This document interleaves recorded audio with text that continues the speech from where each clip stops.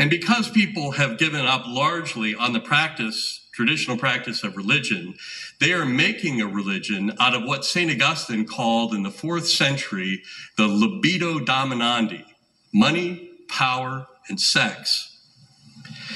Archbishop Sheen said it this way: America, it is said, is suffering from intolerance. It is not. It is suffering from tolerance. Tolerance of right and wrong, truth and error, virtue and evil, Christ and chaos. Our country is not nearly so overrun with the bigoted as it is overrun with the broad-minded, end quote. In 1668, William Penn, the great founder of the Commonwealth that I live in, famously said, "Men must be governed by God, or they will be ruled by tyrants." Simple definition of a tyrant: a moral relativist, a person with no truth bigger than their own tea and power over you. How many of our leaders today fit the simple definition of tyranny? Archbishop Sheen said a civilization is always in danger when those who have never learned to obey are given the right to command. George Orwell, the famous writer, famously said, the further a society drifts from the truth, the more it hates those who speak it.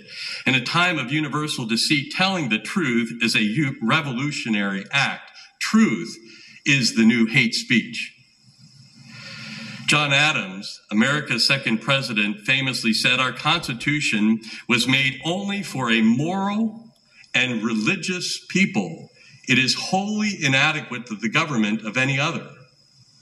If you have any doubt that in our country we are realizing the perhaps greatest fear of our founders, that if Americans stopped going to church, that the government would become the religion, go down to family court some morning, sit there and listen to what people argue about in front of judges and lawyers that they used to bring to their clergy and to their relatives. Pope St. John Paul II famously said this as a word of consolation: "Just when night engulfs us, we must think about the dawn that is coming. We must believe that every morning the church is revived through her saints, not because they conquered the world, but because they allowed Christ to conquer them."